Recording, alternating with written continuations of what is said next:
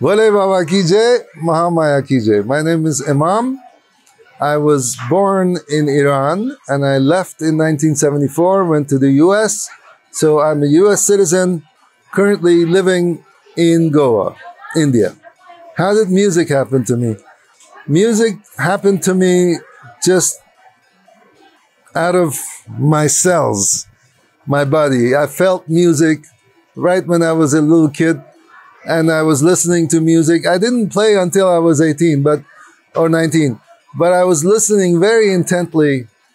When I was a teenager, I was studying music and I was listening to music, studying it and figuring out how it was put together.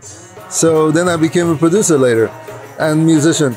So rhythm came to me very naturally. That's what I do mostly as far as playing rhythm with fingers. And the other question was Babaji. I have to go back a couple of years before I met Baba. I met in the US, I met my paternal uncle, who I had never met until I was 21. He left Iran when I was born, so I never met him. He was living in San Francisco. So in 1976, we went to San Francisco to visit him. My parents had come to visit US. And he was a very strange man to me. At the time, he was doing stuff that I'd never heard of. He was eating strangely. He was vegetarian. I never heard of being vegetarian in 1976. He was doing weird poses, which were yoga poses that I had never seen before.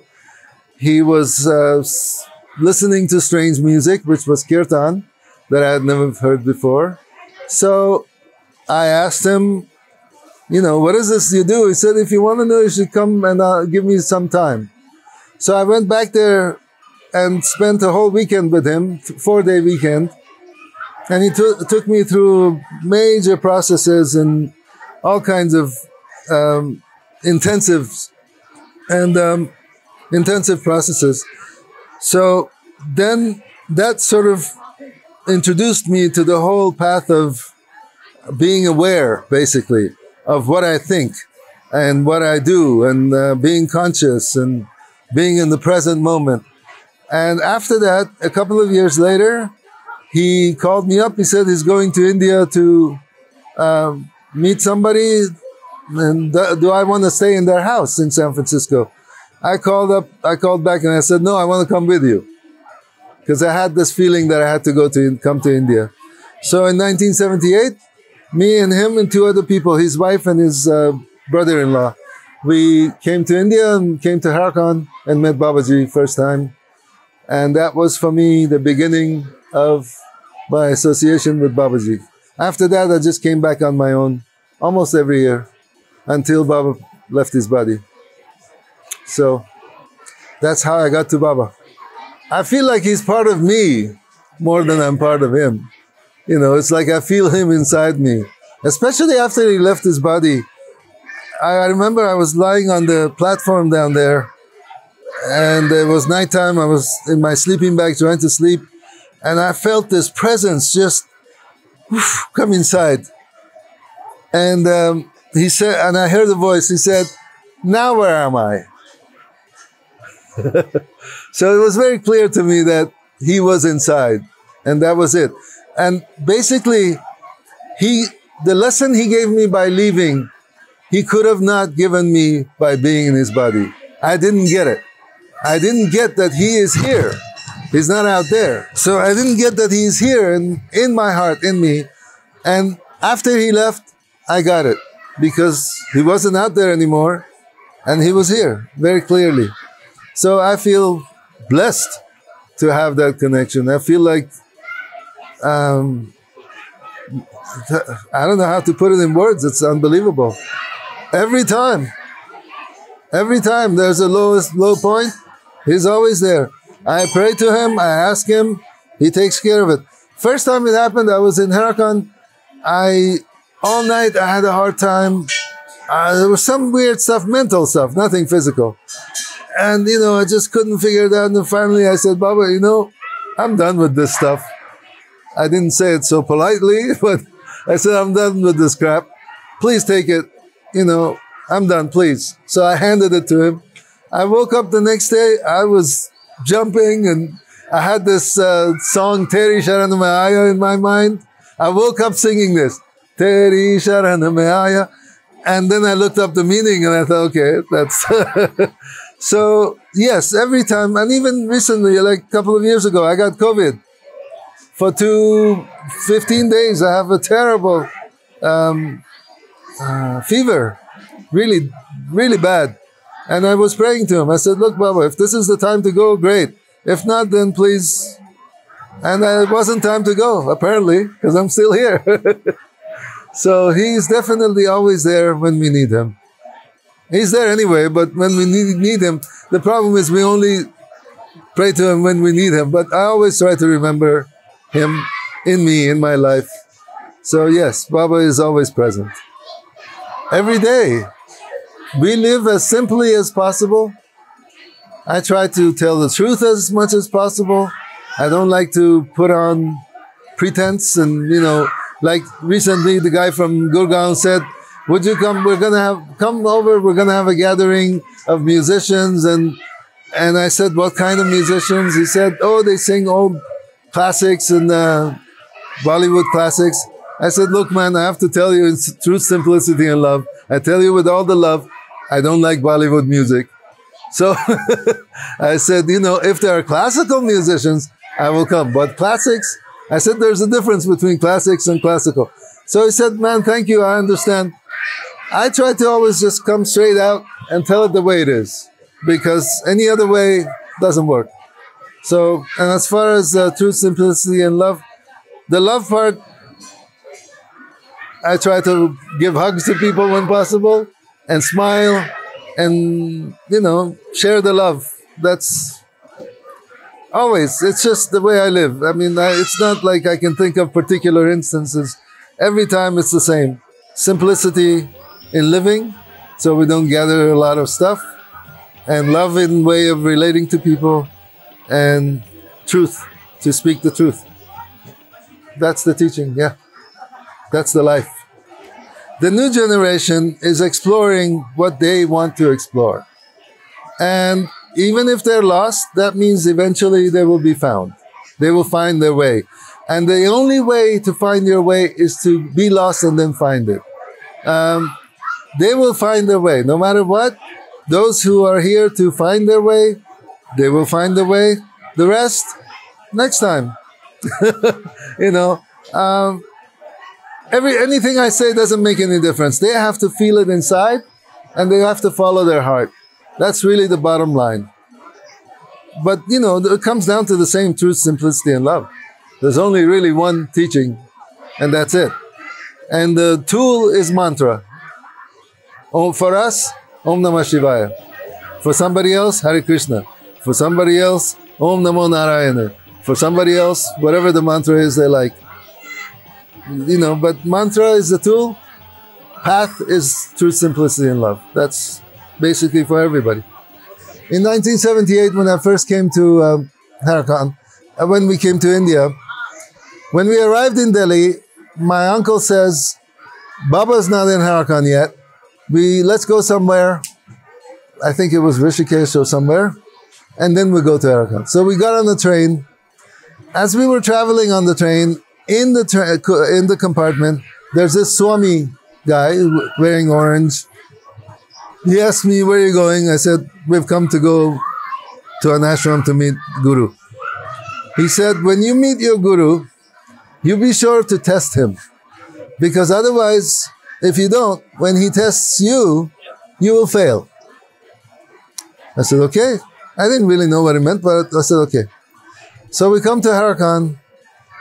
I meet Baba, and a couple of weeks goes by, and I see what they all say, who he is, what he's up to, what he's doing, and all that. And so, after a couple of weeks, I thought to myself, Baba, you are this incredible being and Mahavatar, but I don't know if you're supposed to be my Guru.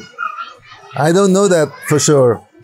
I need you to confirm this for me, So then I know that I'm in the right place. So I thought, okay, if you are actually to be my guru and I'm your disciple, give me a banana. Just a banana. In those days, it wasn't so often that we got a lot of fruits. There was nothing here. Chai shops only had glucose and, fruits were not very common. People would bring from Haidakhandi sometimes. So that night, Pujari is going around giving prasad after puja, and there are banana pieces. So I think, okay, this is a piece of banana, but you're not giving it to me and it's not a whole banana. But it's a start. The next morning, Baba comes to the kirtan hall. I'm sitting there playing. And, I'm like this far from him where you are. And he walks in. As he walks in, I look. He's got 3 or 4 bananas in his hand. He walks up, sits on the asan where the picture is now. As he sits down, he's looking at me like this. For the camera. He's looking at me like this. And as he's looking at me, he doesn't take his eyes off. Takes his hand, takes 2 of the bananas, and he throws it on my lap. Directly, right on my lap. And then he looks at me and smiles. I was blown away. I thought, okay, this is it. You got the point. Then, later that afternoon, we come here to the cave. At the time, in the cave, when you were sitting, there was the door. There was also a little window thing. So we're sitting there, Baba, me, and 1 or 2 other people. And I'm again with my back against the wall, and this little hole is up here. And Baba's sitting right here. He looks at me, he says, what? So I look up, there's a banana in the hole. He says, eat. So just in case I didn't get it, he did that. So after that, Bole Baba ki jai, I said, thank you very much. And then actually later, he did test me. And I'll tell you a short story about that. There was somebody sick. He asked me to go with them, a young German woman and a daughter and a mother, to Haidakhandi and take her. So we took her to Haidakhandi. And as we're there, 5 or 6 people from Haidakhan, Europeans, who had been here, because at the time there weren't that many Westerners here. They were probably their leftover, whoever was left. 5 or 6, they came down and they were bad-mouthing Baba. Oh, he's the devil, we're going to go write books about him and this and that. And really, and I said, okay, that's your experience. I will. So then I come back to Haidakhan and I talked to the person that the story was about. She said, everybody got it wrong. This is what happened. And what they got was completely the opposite. So for me, it was a chance to just trust that Baba knows what he's doing, and whatever these people are experiencing is their karma, their reality. Has nothing to do with actually what happened. So this was my test. And I said, great, thank you. So I actually thanked the guy that I met on the train, because he's the one who put the seed in my mind to test the guru. So now I tell people, when you go to your guru, check it out. Make sure you're in the right place. The other thing Baba used to do, interestingly, as there were people standing around and he was walking, if somebody was sort of having a hard time, he would look at them like this, right in the eyes. You happy? It's like, it was in some way he was trying to say, look, you're creating your own suffering. Are you happy doing it? You happy? And it just amazing to me. And I'll tell you, the thing that impressed me the most about Babaji was not any miracles and any of this, was when I would see him sitting on the asan it used to be a swing. So there would be people behind him, people on the side, 1, 2, 3, 4, 2, 3 people in front. So more than half a dozen people around him, each one with a different agenda. One is the pujari. One is the construction guy. One is some guy who did something wrong. One is some woman or man that is standing there fanning. Like this, all different people. He would turn to each one, give them exactly what they needed. The guy who did something wrong would get yelled at. The pujari would get instructions what he was supposed to do. The construction guy would get clear instructions what he's constructing. The woman and man behind would get a sweet and a smile. And none of it was confused. The one that was getting the sweet didn't get any of the to the guy who did something wrong. The construction guy didn't get any of the sweetness of that, just got very clear. The ability for him within a split second to switch, like as if he's taking the emotions and putting, that to me was unbelievable. I've never seen anything like it. Usually, if I'm upset I'm talking to her and I turn to you, I'm still upset. I can't just switch it off. So I've tried to work with this because emotions are tools. We're not at the effect of emotions. We are to use emotions. People say anger is bad. No, anger is a tool. When it's necessary, you can use it. Don't be at the effect of it, but when it's necessary, use it properly. So is kindness, so is love, they're all tools, expression of emotions that we have available. And that's what he showed me. I mean, nobody ever had done that for me before. This was Bole Baba Ki Jai. Thank you.